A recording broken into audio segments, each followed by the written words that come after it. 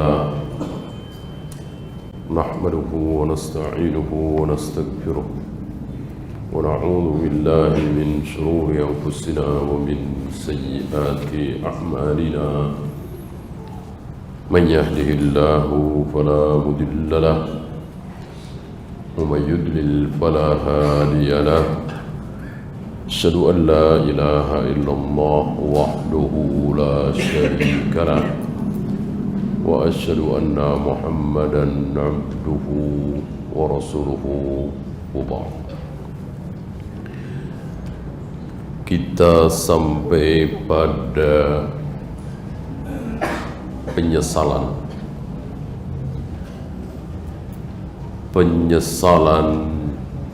Ar-Razi, Fakhrur Razi, bukan Abu Hatim dan Abu Zur'ah ya.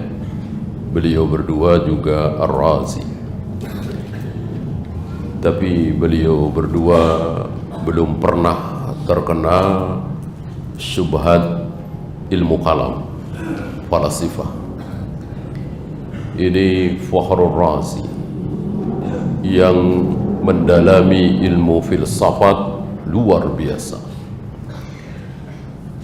Beliau menyesal, sama dengan Imam Ghazali menyesal, sadar ini masih mending ya, syubhatnya tidak dibawa mati, tidak seperti Ja'ad bin Dirham, Jaham bin Sofwan, Bisir al-Marisi, Ma'bad al-Juhani. Syubhatnya dibawa mati. Beliau ini tidak, sebelum wafat menyesal, dan beliau mengakui merasakan lelah luar biasa mempelajari ilmu filsafat. Melelahkan, sangat melelahkan, sementara tidak ada hasilnya. Ini bicara filsafat agama, filsafat ketuhanan. Kalau filsafat dunia tentu motor, mobil, pesawat itu kan didapat dari filsafat. Kalau dunia terserah. Ini berbicara tentang Islam, berbicara tentang syariat, berbicara tentang Allah pakai filsafat. Ini yang sesat. Kan dulu ilmu filsafat itu awal mula masuk ke dunia Islam itu membahas tentang ilmu tabi'iyah. Istilah kita ilmu alam. Bagaimana sifat air, bagaimana sifat udara, bagaimana api, bagaimana suhu dan seterusnya. Satu lagi berbicara tentang Tuhan. Oleh karena itu, ketika kita belajar misalnya biologi dulu, kimia ya kan ada nama Sokrates di situ, ya, ada nama Plato di situ. Ya kalau ilmu dunia silahkan, tapi yang berbahaya di sini berbicara tentang agama, wabil khusus berbicara tentang Allah, Tuhan, memakai ilmu filsafat. Ini yang bahaya.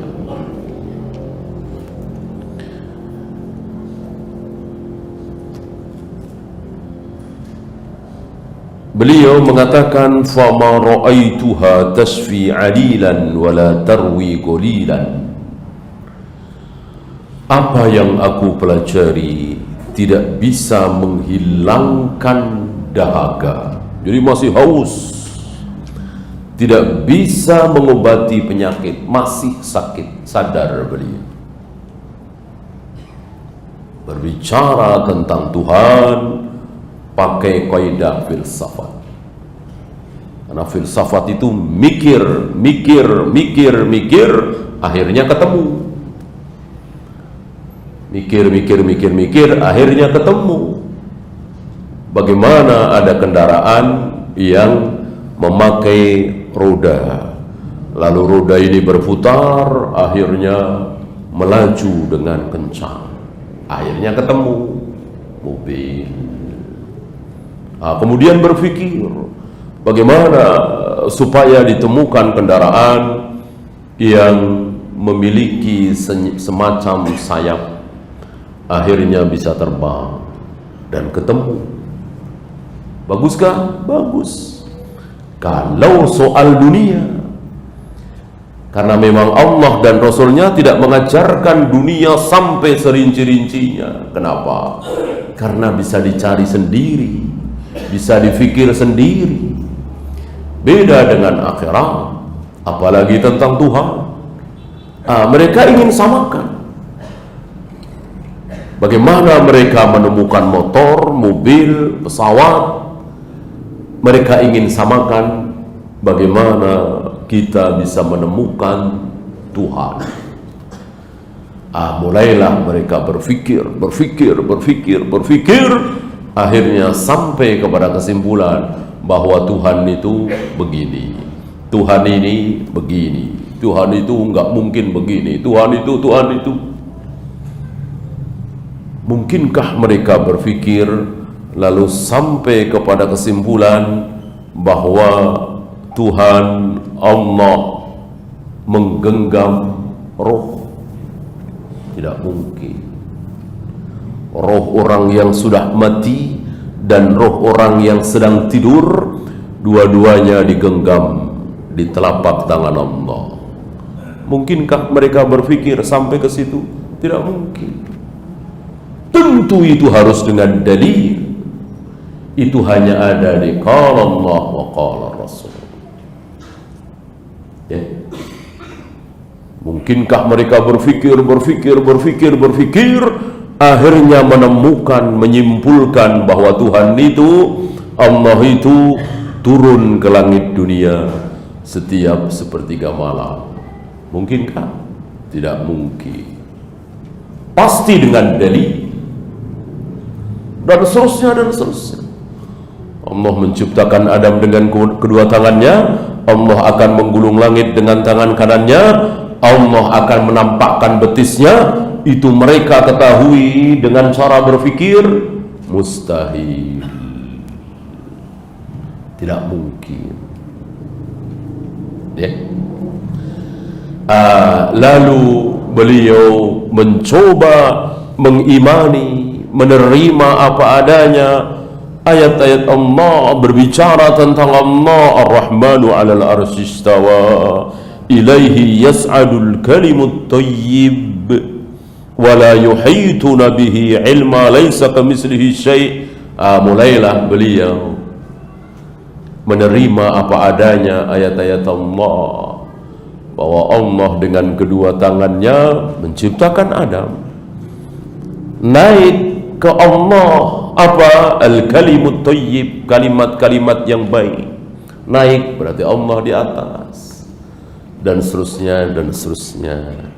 Maka akhirnya beliau mengatakan, man jaraba mithla tajribati, barang siapa yang mencoba seperti apa yang aku coba, barang siapa yang mengikuti apa yang aku lakukan, artinya kembali kepada Al-Quran, kembali kepada dalil, arafa mithla ma'rifati, maka dia akan tahu sebagaimana aku tahu.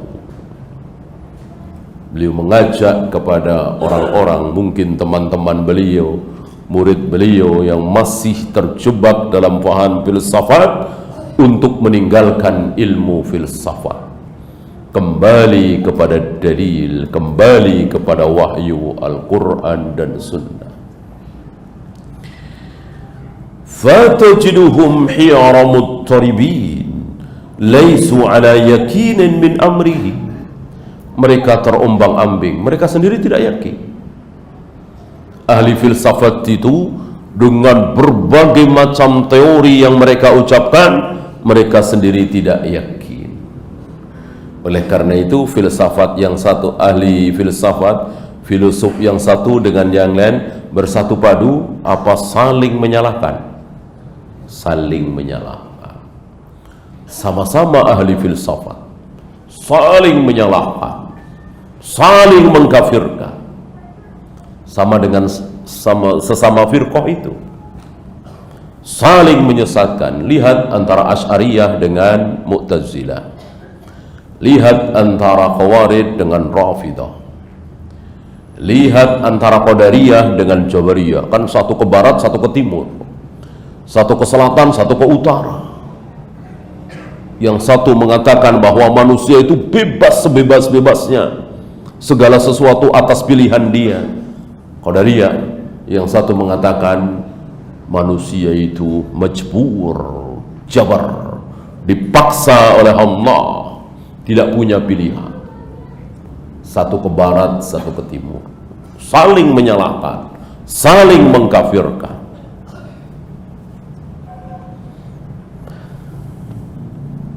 Begitu pula para filosof, mereka saling menyalahkan, saling mengkafirkan. Ya. Wa tajidu man hadahullahu siratal mustaqima.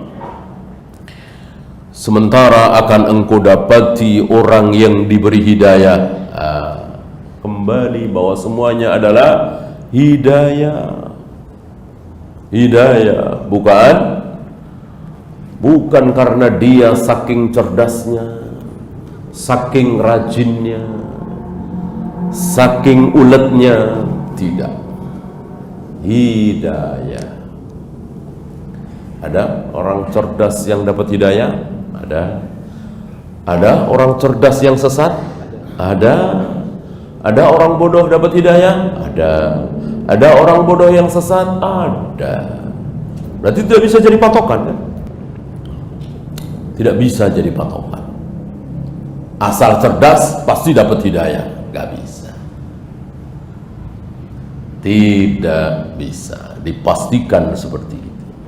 Asal bodoh pasti sesat? Tidak juga. Antum tahu siapa Mughis? Antum tahu siapa Barirah? Ya? Tidak menonjol di kecerdasannya. Saya kira tidak mungkin dikatakan cerdas sementara dia menangis di jalanan mengikuti si Mughis ini, ya, mengikuti mantan istrinya Barirah. Kemana Barirah pergi diikuti sambil menangis. Orang cerdas IQ tinggi tentu tidak akan berbuat seperti itu, kan? Ini kan memalukan. Sementara si Barirah sudah nggak sudi kembali lagi. Dan Barirah tidak salah, karena bukan berarti wanita minta cerai tidak akan mencium bau surga. Tidak, karena memang itu hak dia. Allah telah memberikan hak kepada dia, kepada Barirah, untuk meninggalkan Mughis yang masih budak, karena Barirah sudah dimerdekakan oleh Aisyah. Kan aturannya begitu. Suami istri dua-duanya budak. Apabila istri merdeka, mungkin dengan menebus dirinya atau dimerdekakan, maka dia boleh pilih mau meneruskan rumah tangga dengan suaminya yang masih budak, boleh. Mau memisahkan diri, bukan cerai, ya, artinya sudah. Kalau cerai kan ada rujuk lagi, jadi tidak ada.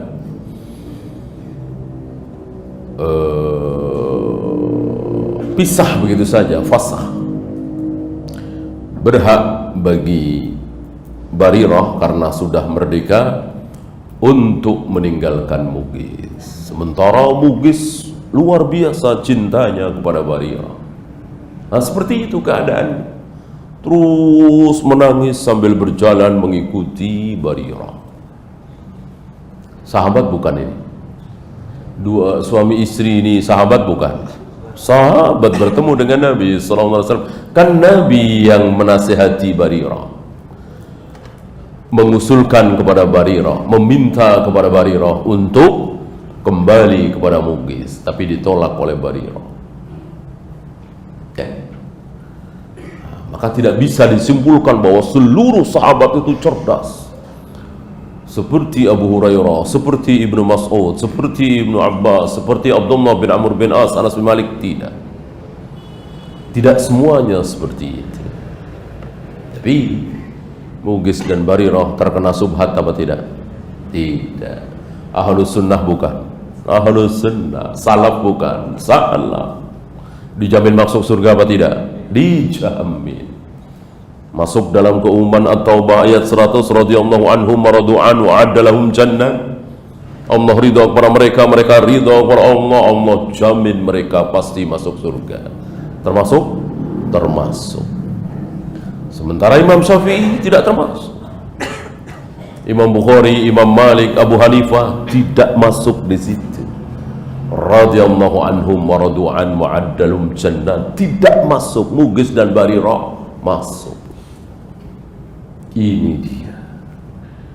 Berarti kebaikan itu betul-betul hidayah dari Allah, anugerah dari Allah. Nah, bagaimana sifat mereka? Mutma'innan munsariqas sadar hadi al-bar, tenang, tentram, nikmat, lezat. Ini keadaan orang-orang yang diberi hidayah. Lihat Ahlus Sunnah, tenang, menjalani kehidupan ini tenang, ya.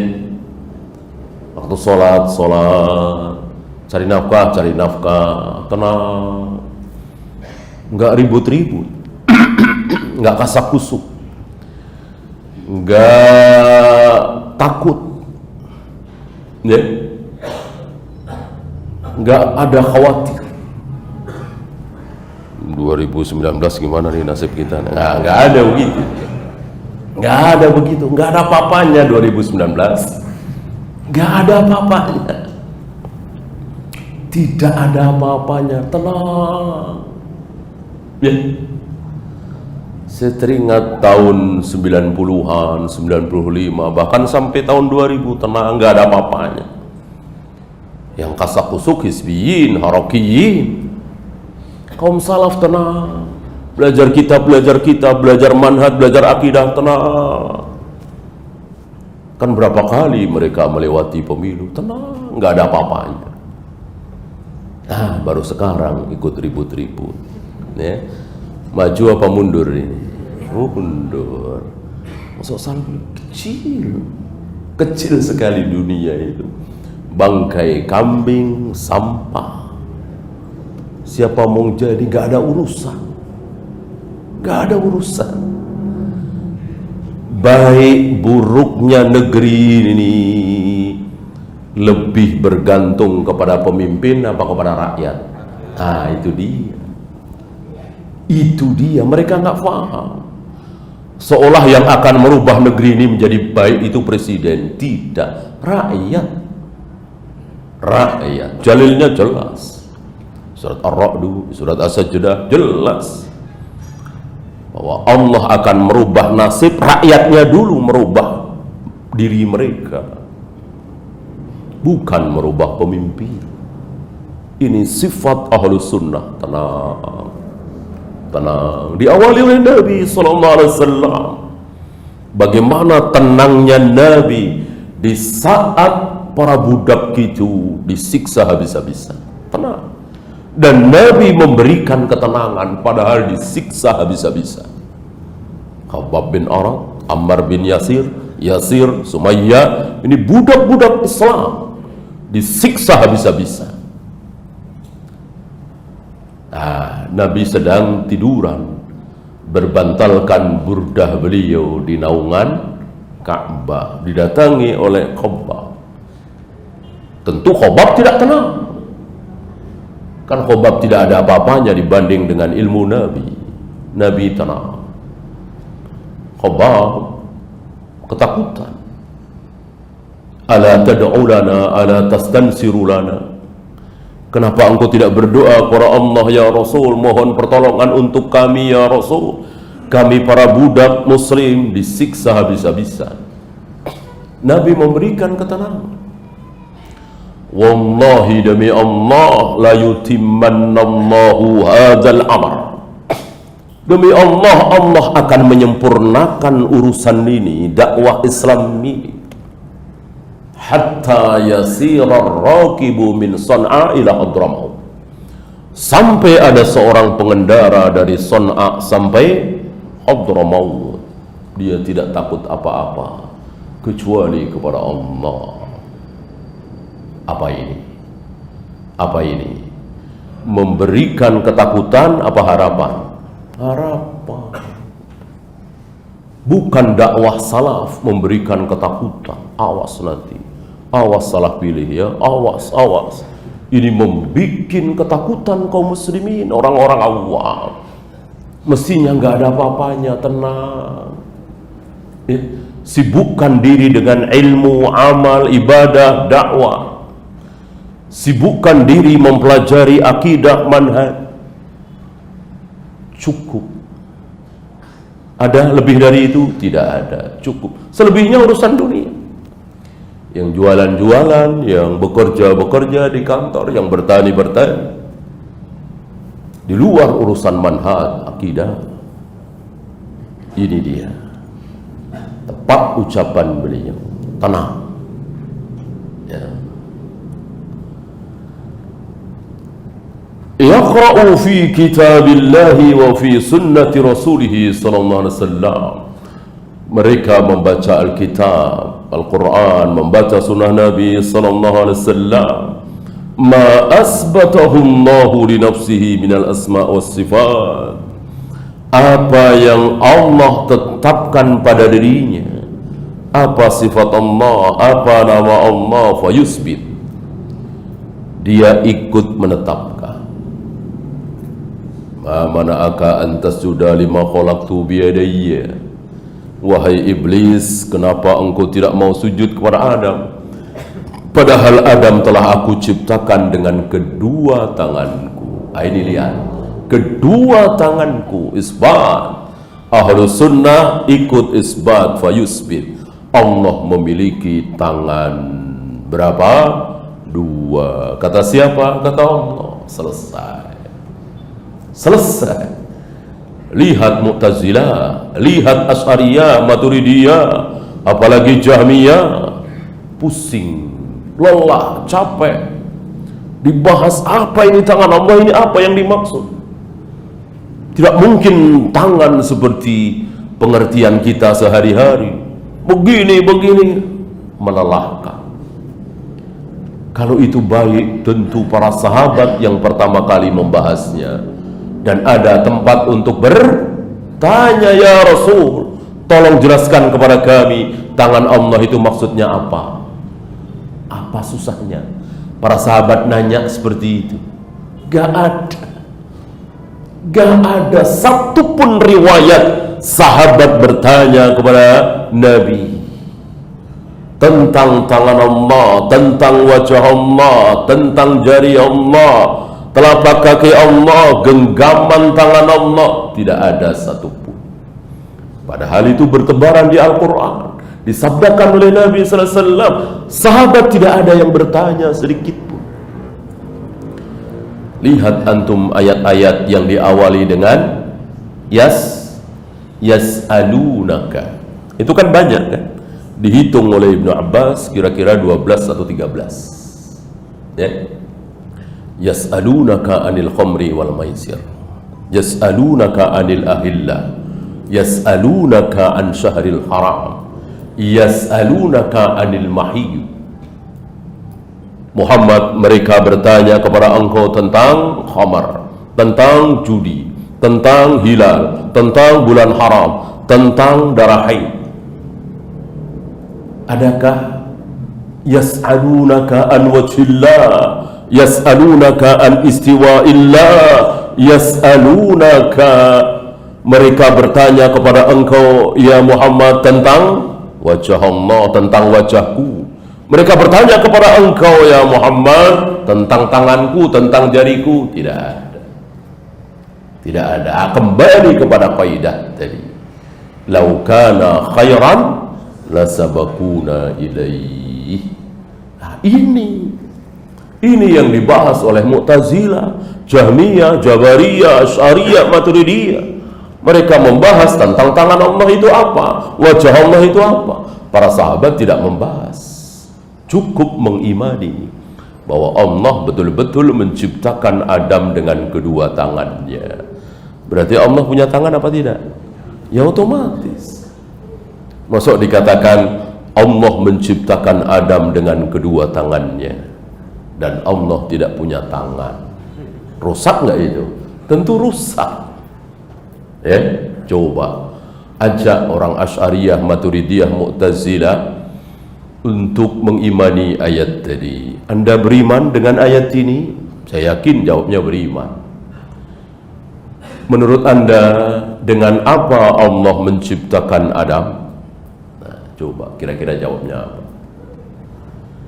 Oh, dengan kun fayakun. Oh, dengan ucapan Allah. Oh, kufur dong. Kan ayatnya jelas. Allah menciptakan Adam dengan kedua tangannya.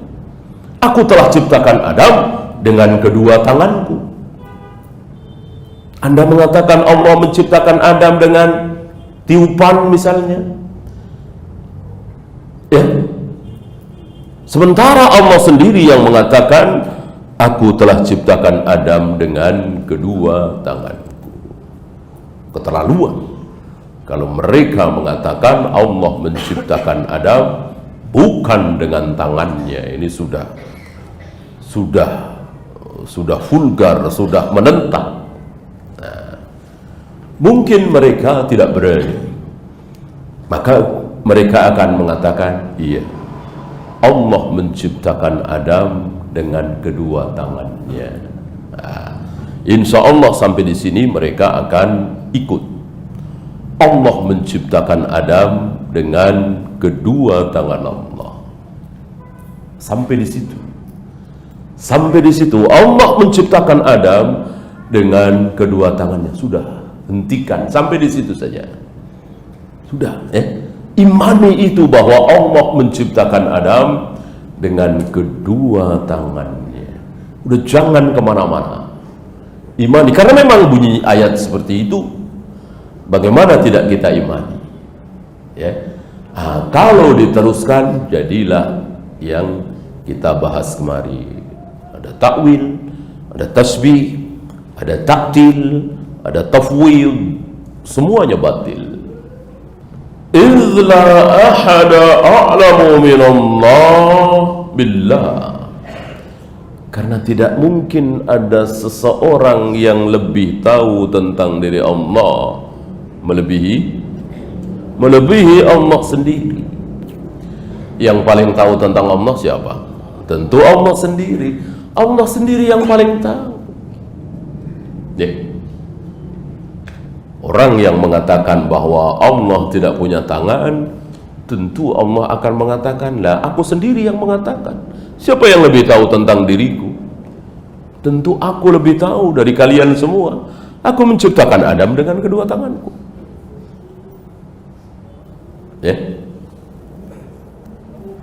Wala asdaqu khabaran min khabarillah.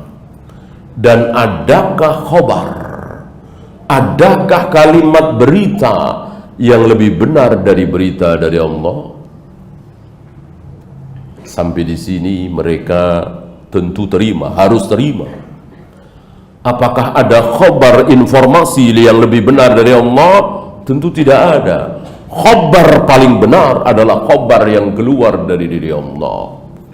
Nah, Allah mengatakan, aku menciptakan Adam dengan kedua tanganku. Aku akan menggulung langit dengan tangan kananku. Apakah khabar ini benar? Tentu benar.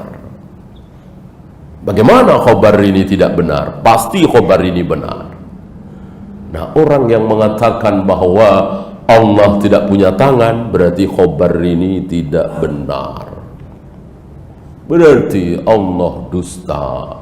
Berarti Allah bohong, ya kan?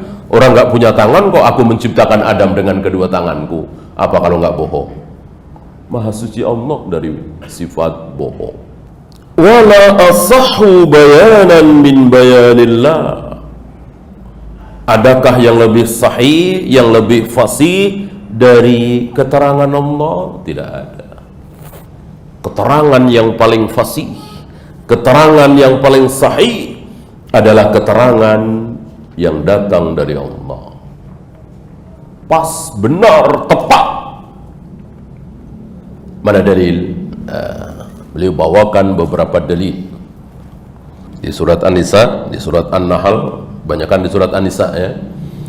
Yuridullahu liyubayyina lakum.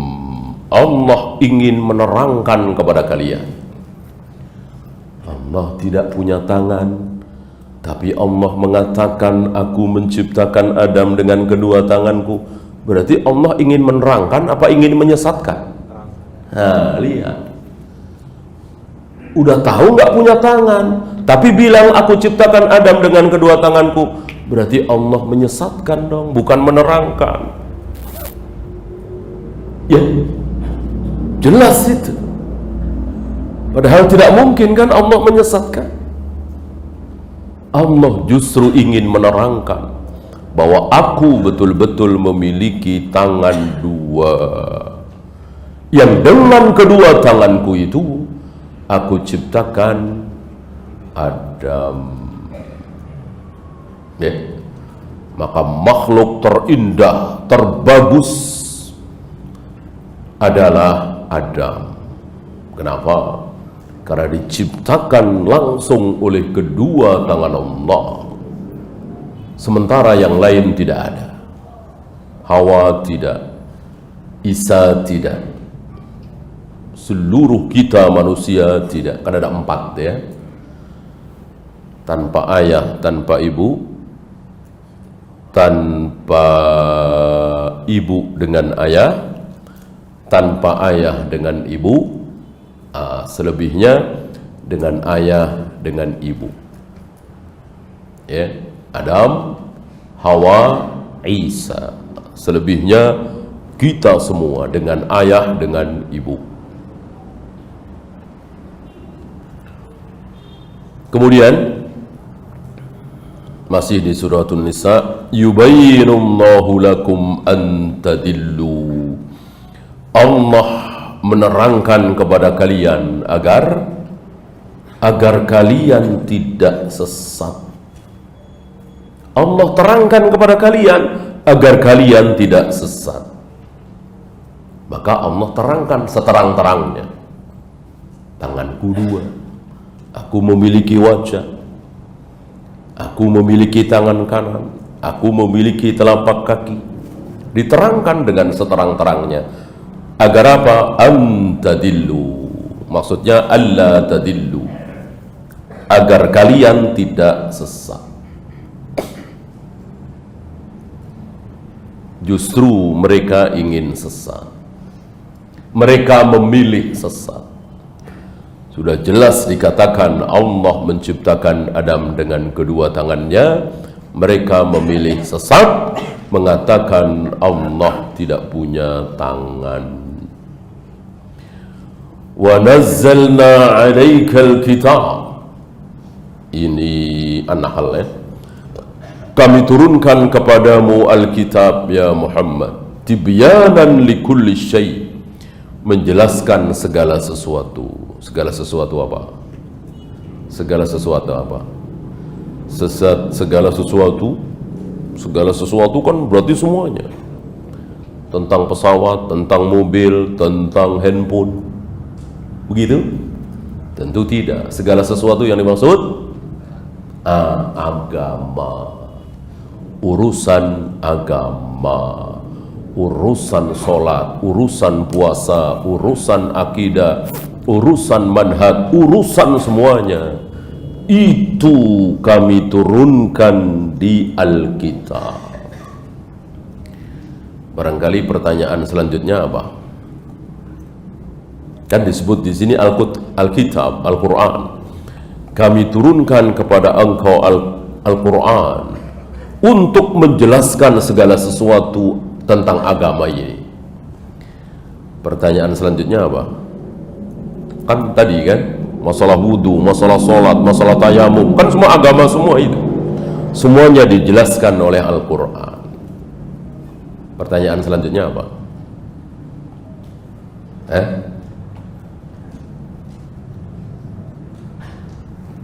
Adakah cara ruku' di Al-Quran?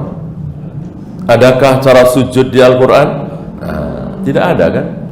Kenapa tibyanan likulli syai'? Kenapa Allah katakan Al-Quran menerangkan segala urusan agama? Sementara subuh berapa rakaat, maghrib berapa rakaat, adakah di Al-Quran? Tidak ada. Jawabnya? Qaidah yang sering kita bahas di awal-awal. Al-Quran was sunnah idza iftaraqa istama'a wa idza istama'a iftaraqa. Itu jawabnya. Al-Quran dan sunnah, Al-Quran dan hadis apabila bertemu maka berpisah. Apabila berpisah maka bertemu. Di sini bertemu apa berpisah? Nah, berpisah, nggak ada sunahnya kan? Wa nazzalna 'alaikal kitab. Wa sunahnya nggak ada. Berarti pisah. Gitu. Maka bertemu.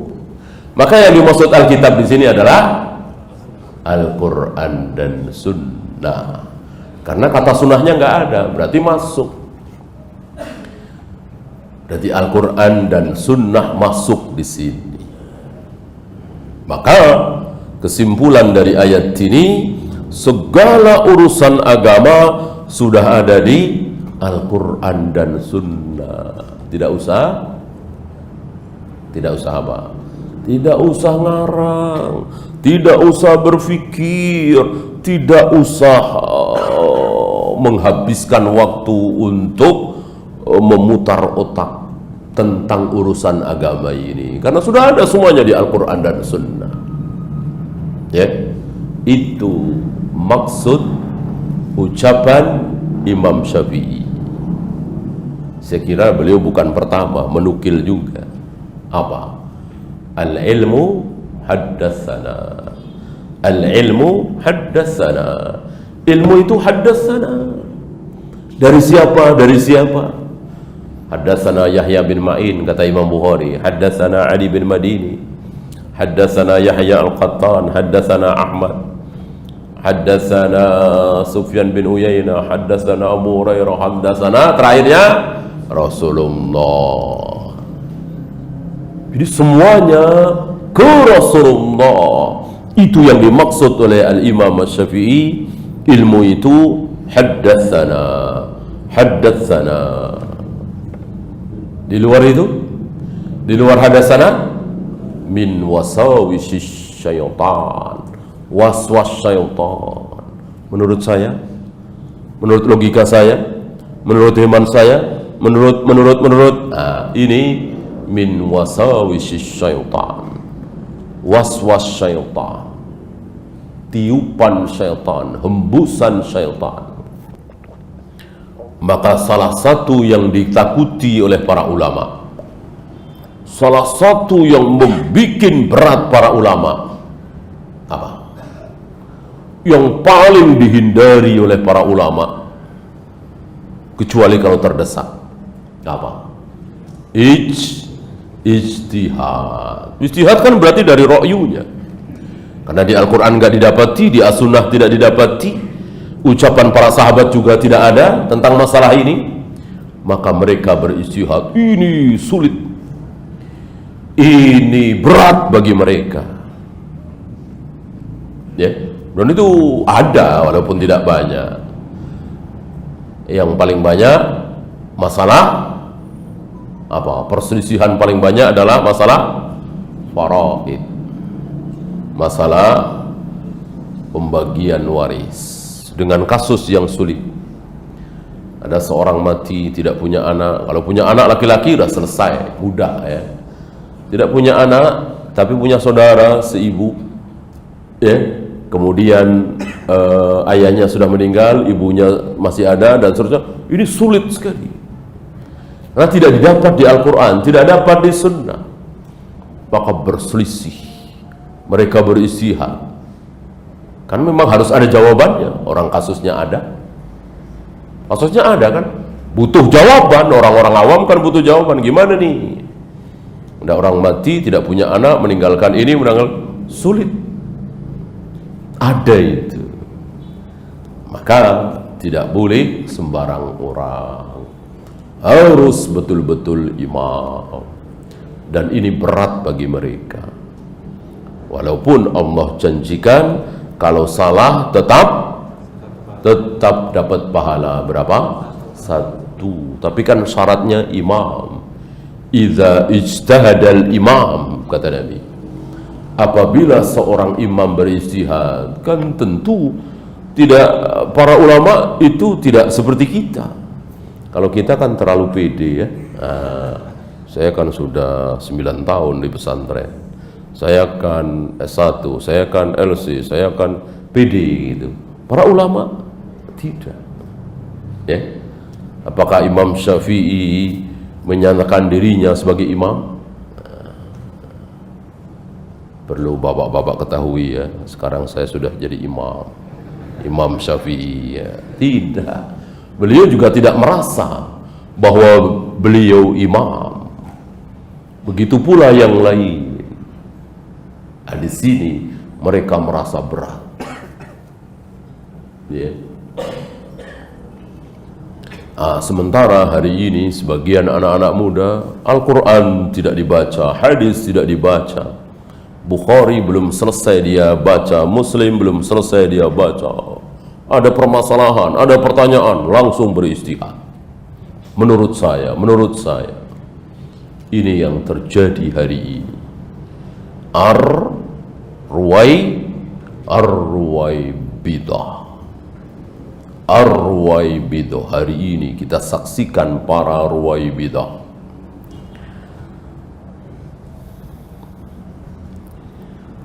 Kemudian An-Nisa, wa man asdaqu minallahi qila. Ucapan siapa yang lebih benar dari ucapan Allah? Ucapan paling benar di muka bumi adalah ucapan Allah. Paling benar.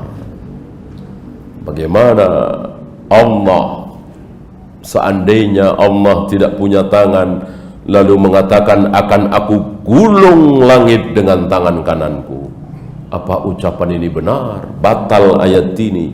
Wa man asdaqu minallahi qila. Tidak ada yang ucapannya lebih benar dari ucapan Allah. Maka ketika Allah mengatakan aku akan menggulung langit dengan tangan kananku, tentu Allah punya tangan kanan dan itu benar. Kalau Allah tidak punya tangan, berarti batal ayat ini. Karena kan nggak benar, ya kan? Nggak benar, menyesatkan kan? Kemudian semakna wa man asdaqu minallahi haditha. Tadi kila, sekarang haditha. Sama, ucapan, perkataan.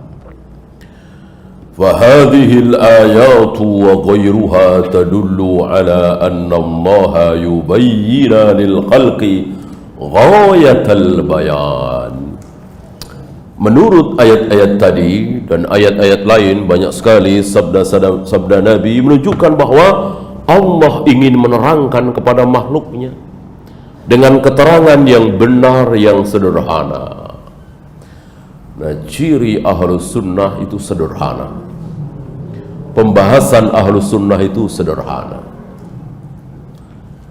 Bahkan ilmu yang rumit, ilmu yang pelik, ilmu yang bisa dihitung siapa yang mahir dalam ilmu ini sedikit sekali. Ilmu ruwatul hadis, ilmu tentang hadis, kan ribuan ulama yang harus dihafal namanya, kemudian tahun kelahirannya, tahun kematiannya, kemudian kedobitannya, kemudian guru-gurunya siapa, murid-muridnya siapa. Ini pelik sekali, rumit sekali, sangat-sangat sulit untuk mengetahui, dalam rangka untuk mengetahui sebuah hadis itu sahih apa tidak. Ini rumit sekali. Antum tahu istilahnya apa? Istilahnya sederhana sekali. Ilmu yang sangat rumit ini oleh para ulama ahlul hadis diberi istilah sangat sederhana. Apa? Mustalahul hadis. Apa mustalah? Istilah-istilah sederhana sekali kan? Istilah-istilah hadis, mustalahul hadis. Namanya sederhana sekali, padahal istilahnya rumit luar biasa. Hari ini kebalikan, ya. Cuman belajar bahasa Arab dasar, ya. Ana azhabu, anta tadhabu, antum tadhabuna. Dibilang takhassus. Antum tahu takhassus? Ya. Takhassus itu spesialisasi, ya, khusus.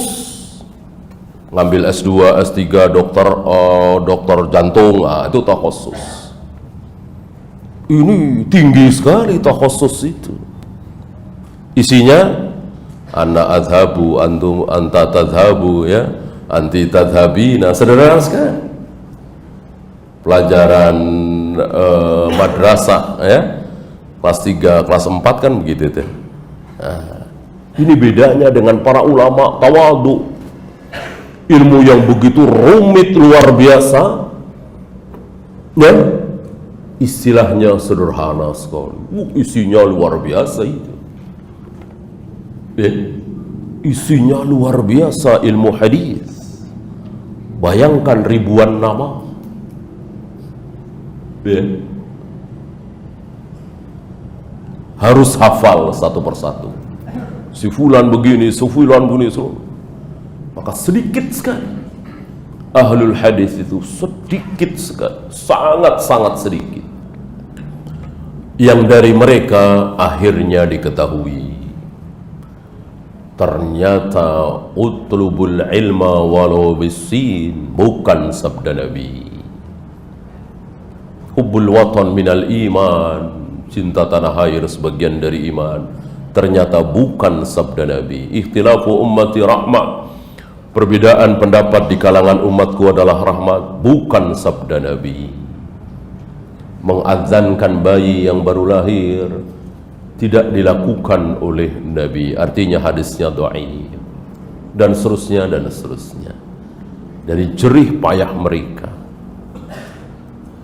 lihat Imam Bukhari sampai tidak sanggup membeli pakaian yang layak. Pernah satu ketika beliau akan keluar melaksanakan sholat Jumat sepertinya. Melihat pakaiannya, maju mundur beliau. Nggak pantas dilihat orang. Mungkin sobek sana, sobek sini, compang camping, ya. Selama ini nggak perhatian. Ya. Sibuk dengan ilmu, sibuk mengumpulkan hadis-hadis Nabi, sibuk memisahkan mana yang sahih, mana yang dhaif. Ya, 16 tahun lebih baru selesai kitab yang ya tidak terlalu tebal kan. Sahih Bukhari 4 jilid segitu, 16 tahun lebih. Dan setiap hari pernah saya sampaikan kepada antum di majelis sini, dalam satu malam Imam Bukhari bangun tidur lagi, bangun tidur lagi untuk mengecek catatannya, apakah ini sudah pas, ini di mana. Ya, tidur lagi, bangun lagi, dicek lagi catatannya, sahihnya, kitab sahihnya itu, tidur lagi. Anak muda yang ada di situ menyaksikan, ya. Anak muda ini menjadi saksi. Aku saksikan Muhammad bin Ismail, Imam Bukhari, bangun tidur lagi untuk memeriksa catatannya itu.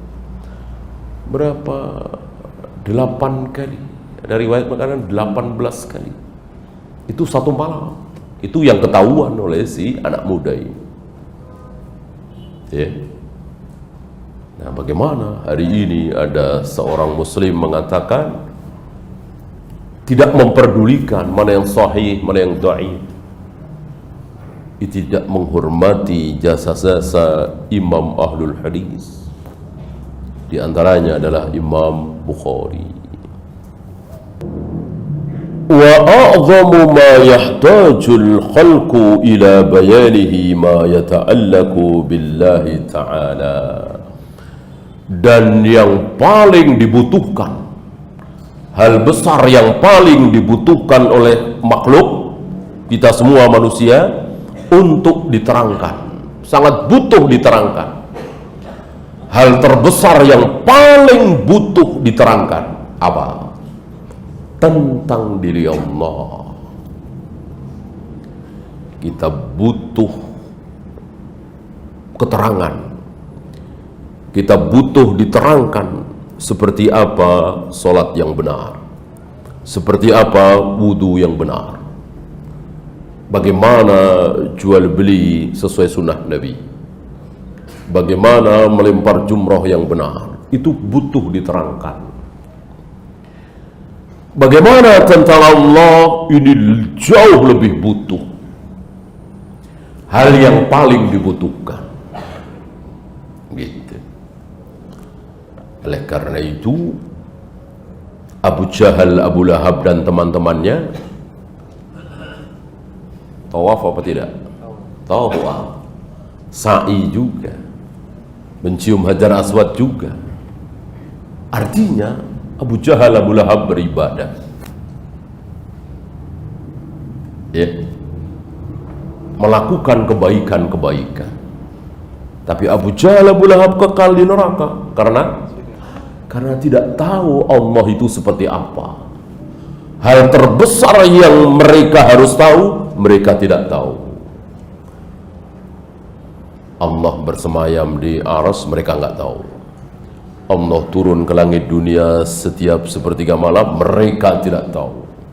Bahkan Allah memiliki nama-nama Ar-Rahman, Ar-Rahim, mereka tolak.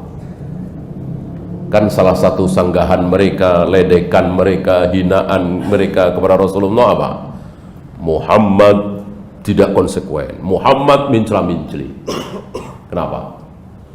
Katanya Tuhan satu, katanya Allah satu, tapi kenapa? Ar-Rahman, Ar-Rahim. Tuh lihat, bodoh sekali Abu Jahal, Abu Lahab ini.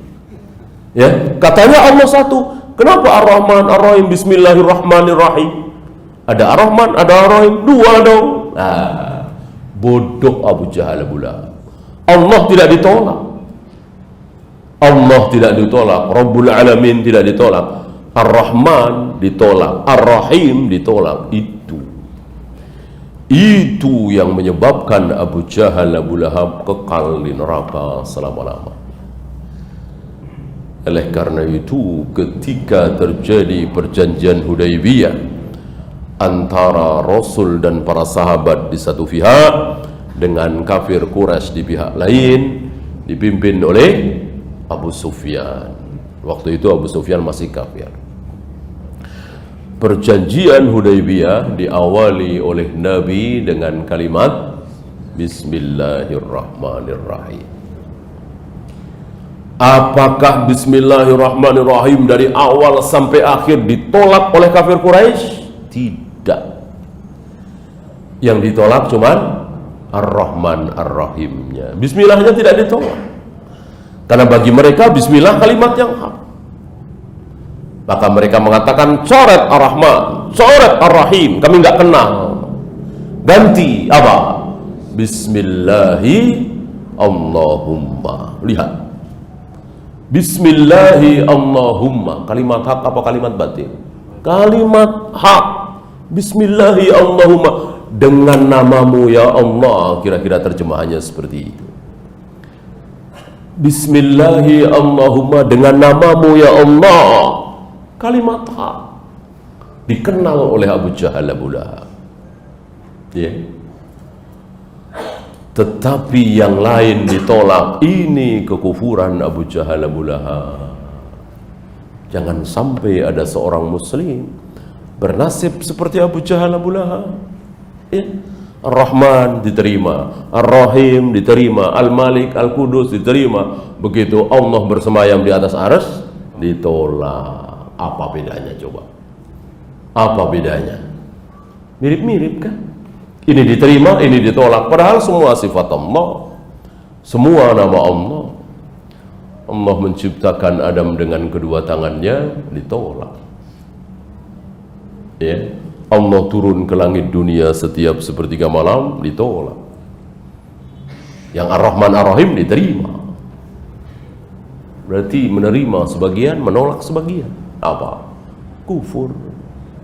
Kufur. Antum masih ingat berapa ayat yang ditolak oleh iblis? Berapa ayat yang ditolak oleh iblis? Berapa? Satu firman Allah, satu ayat Allah, satu perintah Allah yang ditolak oleh iblis. Sementara yang lain sujud kepada Allah, rukuk di hadapan Allah, menyembah Allah satu-satunya dan seterusnya, iblis mau, iblis taat. Hanya satu perintah Allah, ayat Allah, firman Allah yang ditolak oleh iblis. Apa? Allah menyuruh iblis sujud kepada Adam. Itu doang. Yang lainnya mau. Kufur, kekal di neraka selama-lamanya. Padahal cuma satu ayat. Hatta ya'budullaha ala basirah, hingga mereka menyembah Allah berdasarkan basirah, dalil, keterangan, hujjah. Adapun di luar ahlu sunnah, termasuk Yahudi dan Nasrani, menyembah Allah tapi laisa ala basiratin, tidak di atas basirah. Ya termasuk Abu Jahal, Abu Lahab. Antum kira Abu Jahal, Abu Lahab tidak menyembah Allah? Menyembah. Abu Jahal, Abu Lahab menyembah Allah tapi tidak ala basirah, tidak berdasarkan basirah, dalil, hujjah. Lianna ibadata man lam na'lam sifatihi aw man laysa lahu sifatan amrun la yatahaqqaqu abadan. Karena menyembah sesuatu yang kita tidak tahu sifatnya, ya, kita tidak tahu sifatnya, kita sembah. Gimana ini? Tidak mungkin terwujud selama-lamanya. Disuruh menyembah sesuatu yang kita tidak tahu sifatnya, aneh. Ya, disuruh ngikutin aja nggak mau, ikutin dia siapa? Nggak tahu siapa, ikutin aja lah. Mau nggak? Tentu nggak mau, ya. Ikutin dia itu kepala polisi di sini, ya tahu kan, kepala polisi. Udah ikutin aja. Ikuti dia siapa? Oh dia ajudan presiden. Oh iya, tahu sifatnya kan? Ikutin dia siapa? Tahu, pokoknya ikutin aja lah. Tentu nggak mau antum, ya kan? Entah berantah, itu ngikuti, apalagi menyembah.